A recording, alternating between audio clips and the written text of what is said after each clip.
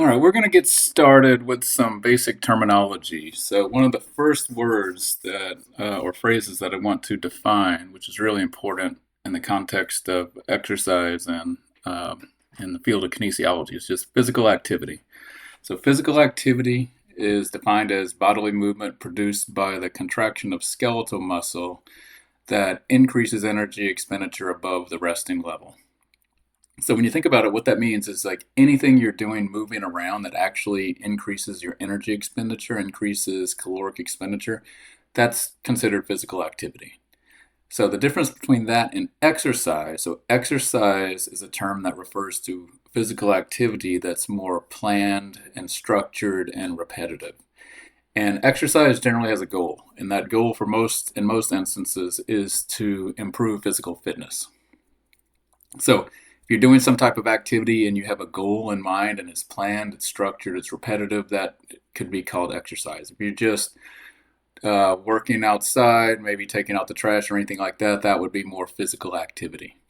But exercise obviously is a type of physical activity. And then the last term, physical fitness, is more of a set of attributes that a person may have that relates to the ability to perform physical activity. So it's multidimensional. There's different components of physical fitness.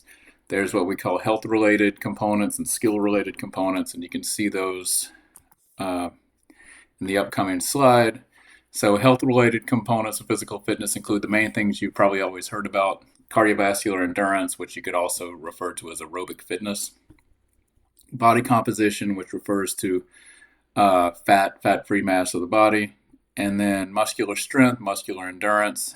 So strength would be how much force your muscles can generate. Endurance is more so how long they can keep up a sustained contraction. And then flexibility, the ability to move your joints through their optimal range of motion. And then the more skill related components of physical fitness include things like agility, coordination, balance, power, reaction time, speed. So obviously these are more related to sport performance in most cases. So one of the things I wanted to initially throw out is intensities of physical activity. So we're going to talk about this a lot more throughout the semester, but it is important to kind of understand how we determine what intensity or how hard someone is exercising or engaging in physical activity. So the most common ways to quantify intensity is going to be either using oxygen consumption, which you should know about from exercise physiology, and then also heart rate. Those are the two most commonly used indicators of exercise intensity. So this could be as simple as a percentage of your VO2 max. So those of you who are familiar with the concept of VO2 max, which you should be, it's basically how much the max amount of oxygen consumption that your body can use. So this is kind of where you peak out if you're exercising to a maximal intensity. And so you can just base it off a percentage of that. So 100% of if your VO2 max is 50 milliliters per kilogram per minute, obviously 50% of that would be 25 milliliters per kilogram per minute. So you can use a straight percentage of that. That is not the preferred way to do it, but it has been done. So, and more accurately, you can use something called VO2 reserve, which is a percentage of the difference between your resting oxygen consumption and your maximal oxygen consumption. I'll try to elaborate more on that in the next slide because I know that can be a little overwhelming at first glance. Similar to VO2, we can use heart rate, which most people kind of default to because most people can monitor their heart rate in some fashion. So you can do something as simple as a percentage of your maximal heart rate. So if your maximal heart rate is 200, you can just take a straight percentage of that, and that's one way to quantify exercise intensity. More accurately, though, you can use something called heart rate reserve, which again requires a little bit of calculations, but it is going to be more accurate. So heart rate reserve, just like VO2 reserve, is the difference between resting heart rate and maximal heart rate. So once you get that heart rate reserve, you can determine a percentage of that, and then that quantifies how hard someone is exercising. And then lastly, metabolic equivalents, or METs, are commonly used. So this is really just to simplify everything. So one MET is basically your resting metabolism. So if you're exercising at an intensity of 3 METs, you're exercising at an intensity that is 3 times your resting metabolism. So back to the reserve, I just wanted to briefly show you this, and again, we'll get into the details of this later in the semester, but if this is a new concept to you, I just wanted to kind of explain what it is. So I'll start with heart rate, because heart rate's pretty much what most people rely on to monitor exercise intensity. So heart rate reserve is, like I said earlier, just the difference between your maximal heart rate and your resting heart rate. VO2 reserve, similar concept. It's the difference between your VO2 max, which is your maximal oxygen consumption, and your VO2 at rest. In most cases, we can just assume that resting VO2, resting oxygen consumption, is 3.5 milliliters per kilogram per minute. That's what it is for most individuals. That's the standard that we commonly use. Now, if you actually measured this, you might see some slight differences. It might be 3.1, it might be 3.9, it might be 4. But if you don't have access to the resting metabolism, which most times you don't, then you can just assume that resting metabolism is about 3.5 milliliters per kilogram per minute. So I'm going to use an example really quick of heart rate and how you'd calculate heart rate reserve and use that to quantify how hard someone is exercising or how hard you want them to exercise. So example here, let's just assume that resting heart rate is about 60 beats per minute and maximal heart rate is 200, just some nice even numbers. So heart rate reserve in that context would be 140, so 200 minus 60. And let's say this individual wanted to exercise at 70% of their heart rate reserve, which is pretty normal. To calculate that, you just take 70% of 140, because that's a heart rate reserve, so 140 times 0.7, I get 98. Now, to actually incorporate this into exercise recommendations or to calculate a target zone, you just need to add the resting heart rate back to it. So if the heart rate reserve is 98, and resting heart rate is 60, you just add those two together and you get 158. So at the end of the day, when you look at this example, for this case, exercising at a heart rate of 158 beats per minute is working at 70% of this person's heart rate reserve. So we use this to commonly prescribe exercise and say, all right, you can exercise at 60 to 65%, stay in that zone, or maybe 80 to 85% of heart rate reserve, stay in that zone. So we'll learn how to do that later in the semester, but I just wanted to make sure you understood what it was. VO2 reserve, same thing. It's just you're using oxygen consumption instead of heart rate reserve. All right, so hopefully that clarifies some of the things related to intensity. Categories of intensity can also be quantified as light, moderate, vigorous. Now, ACSM does actually have some other categories like very light and then like hard after vigorous. But these are the big three, and these are kind of what I want to focus on. So you don't really need to worry about too much outside of this at the moment. So using percentage of heart rate reserve or VO2 reserve, which is the most common way to do this, 30 to 39% of heart rate reserve is considered light. 40 to 59 or just below 60% is considered moderate. That's really important. So moderate intensity is commonly recommended for most individuals. And then anything above 60% or 60 or above is considered vigorous. And like I said, there are other categories that go beyond that, but for our purposes, vigorous is a fine way to quantify the exercise intensity that's greater than 60% of heart rate reserve. Now, we can also use METs. So if you have access to calculate METs, light is considered 1.6 to 2.9. Anything less than 1.6 is considered almost resting. Because remember, 1 MET would be resting metabolism. Moderate intensity, these are good numbers to note, 3 to 5.9. So basically 3 to just below 6. And then 6 and above is considered vigorous. So what are some examples of these activities look like, or these intensities? So example of light might be slow walking, maybe walking slowly down the hallway, doing something at a desk that actually requires a little bit of movement, maybe if you're shuffling something around, organizing things that might be considered light physical activity.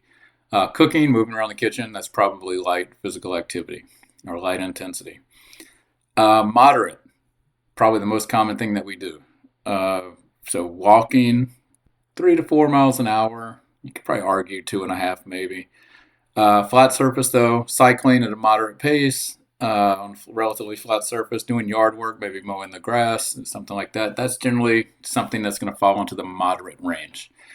And then we have vigorous. So vigorous is basically anything that exceeds the moderate. So walking faster, maybe pushing that pace up to a 4.5 miles per hour, or starting to jog, run. Obviously, that's going to be vigorous intensity activity. Heavy yard work, maybe you're lifting a lot of stuff, cutting down trees, etc.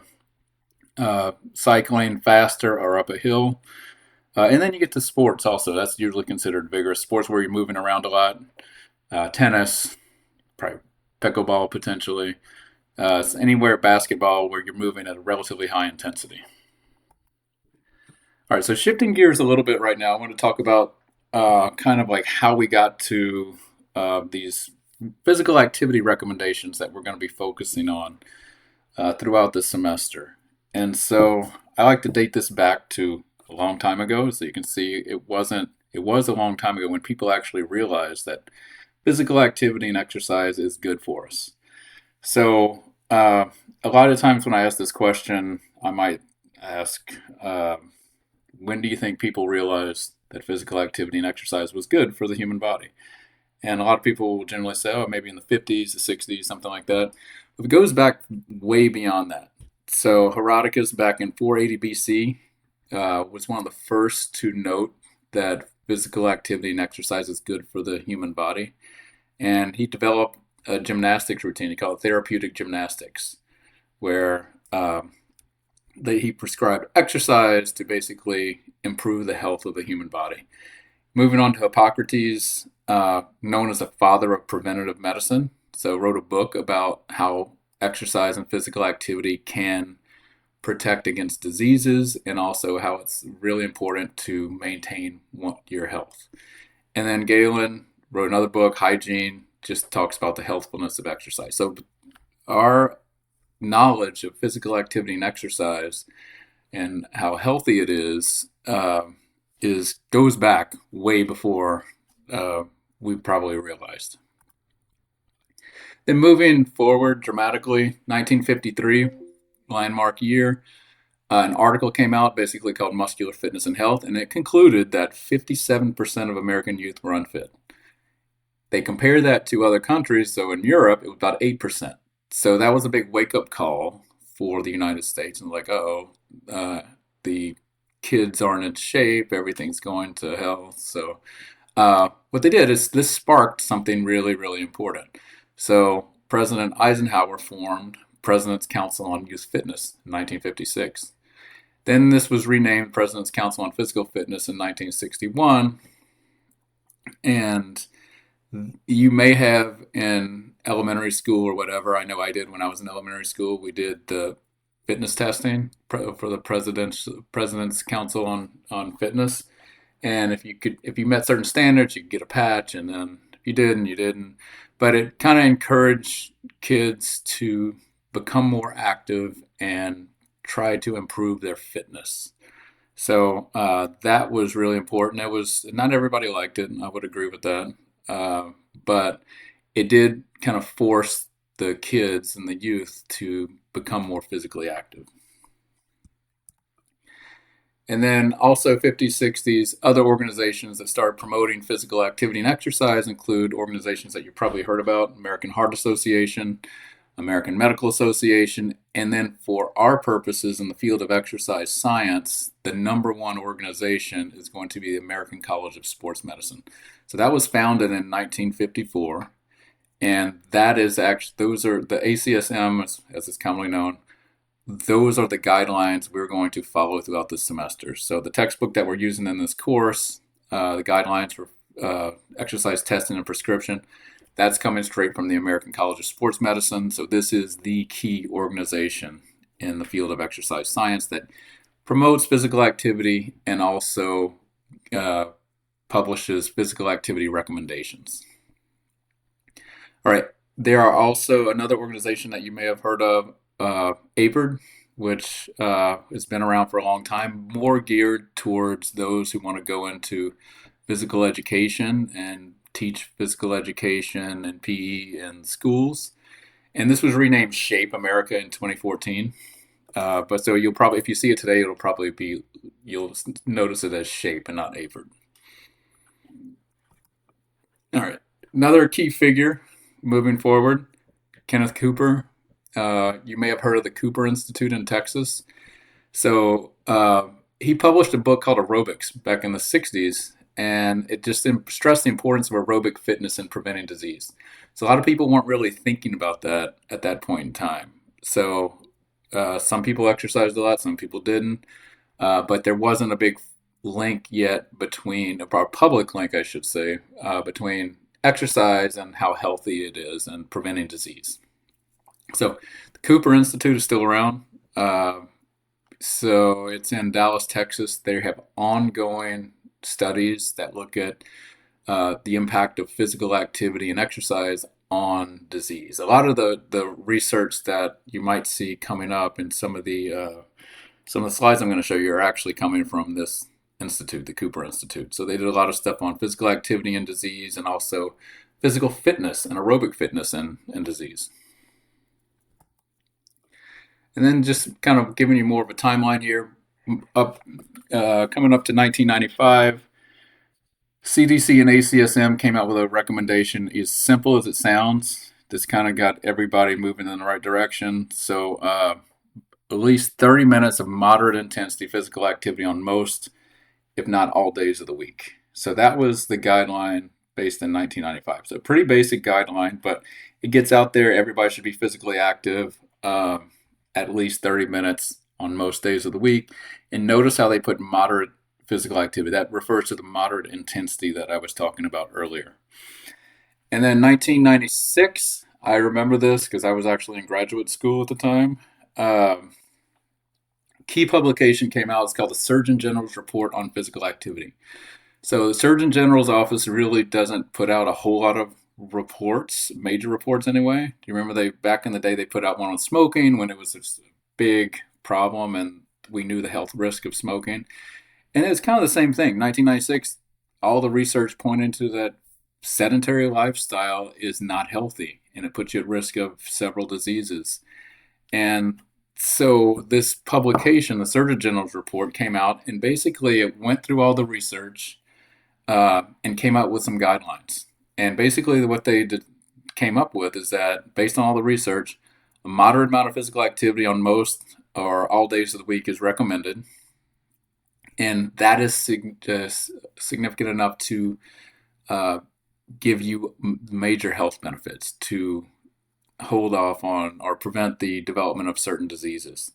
And then again, another key point that came out of that, more health benefits come with more physical activity. So if you were able to do more, like longer duration exercise or higher intensity exercise, you tend to get more health benefits. So that was another thing. So key point of Surgeon General's report, something's better than nothing. So do as much as you can. If you can only do a little bit, do a little bit. That's worth it to get benefits. But try to do at least a moderate amount of physical activity on most days of the week. And then the more you can do, the more health benefits you're going to get. And then moving forward even more, 1998, this is ACSM's, one of their first position stands on the quantity and quality of exercise that's needed to maintain fitness. And the guidelines that they came up with, so frequency 3 to 5 days a week, duration 20 to 60 minutes, intensity 40/50 to 85% of heart rate reserve. What that means here with the 40/50, that most individuals should be here, 50 to 85% of heart rate reserve. But if you're really, really deconditioned, it's okay to drop down to 40. Muscular strength, endurance, so resistance train exercise recommended 2 to 3 days a week, and then flexibility 2 to 3 days a week. So these were the guidelines in 1998 that came out. And if you look at today's guidelines, they're not that different. So these guidelines are regularly updated on every 4 to 5 years, they'll come out with a new guidelines textbook where they tweak these a little bit. But like I said, they're really, really similar. So if you want to just default back to this, you're going to be going in the right direction. All right, so moving forward even more, American Heart Association wanted to jump in the mix here. So they came out, they did a joint publication with ACSM. And if you look, it hasn't changed that much. But again, now we're incorporating the American Heart Association, which is more of a medical association. So again, recommendations they came up with 30 minutes, moderate intensity, at least, or 5 days a week, or 20 minutes of vigorous intensity 3 times a week. So notice what they did there. They basically saying if you want to do moderate intensity, you need to do it a little bit longer and more often. And then if you're going to do vigorous intensity, you can do it a little bit shorter time and less times per week. So we'll talk about that throughout the semester, but this is potentially the first time you're seeing that there is an interrelationship there between duration and intensity. So if you're going to do lower intensity exercise, then you tend to have to do more. If you want to do higher intensity exercise, you tend to need to do less, like time-wise. So another key point of this is that you can accumulate these in shorter bouts. So if you can't do 20 or 30 minutes of continuous exercise, break it into small bouts, right? 5 minutes here, 5 minutes there, 10 minutes here. Muscular strength and endurance, again, is recommended, stressing the importance of that. And then flexibility is also stressed again. All right. And then outside of American College of Sports Medicine, this is more of a global recommendation, or I'd say national recommendation by the United States Department of Health and Human Services. So that they put out a couple of versions of this, but 2008 was the first. This was called the Physical Activity Guidelines for Americans, and you can see it's kind of moving in the same direction as we've seen previously, but now it's a weekly kind of accumulation of physical activity. So the numbers here that are published, and these are still valid, at least 150 minutes per week of moderate intensity physical activity. And if you want to do vigorous intensity activity, you just need to do at least 75. So those numbers are really important, and they're still valid today. If anybody asks what the recommendation for physical activity is, moderate 150, vigorous 75. Now, can you do more than that? Definitely. But these are kind of the minimums that you want to shoot for. And again, stressing that you can break it into smaller bouts. So they're saying as short as 10 minutes. If you look at some of the current literature, you can even do it shorter than that if you can't do 10 minutes. You still see the muscular strength and endurance there at least 2 times a week. And then a couple of key points about this publication. Health benefits can be obtained by performing moderate on most days. So just be physically active. That's the name of the game. And then, like I said earlier, greater durations and greater intensities tend to result in greater benefits. All right, second edition of this came out after that, and you can see it hasn't changed that much. So for moderate intensity, they're focused on 150. That's the same number, but saying you can also go up to about 300. And then for vigorous, 75 is still there, but just saying you can double that if you want, and that's fine. And then other than that, it's very, very similar. You see strength training still in there. Couple of things that I bullet pointed that came out of this recommendation that might be worthy of mention. Any intensity can provide health benefits for an inactive person. So if you're sedentary, just get off the couch and do something. That's enough to give you some benefits. You can get some health benefits from a single bout of exercise. A lot of people don't realize that, but just doing something one day, going out for a walk, that is enough to give you some small, although albeit small, benefit of exercise. And then also, if you're counting your minutes of physical activity, any bout should be considered. So if you went to the gym and exercised for 20 minutes, but then you went and worked in the yard for another 30 minutes, you can include all of that if you're trying to keep track of how much physical activity you're doing. And that's basically what they're saying there.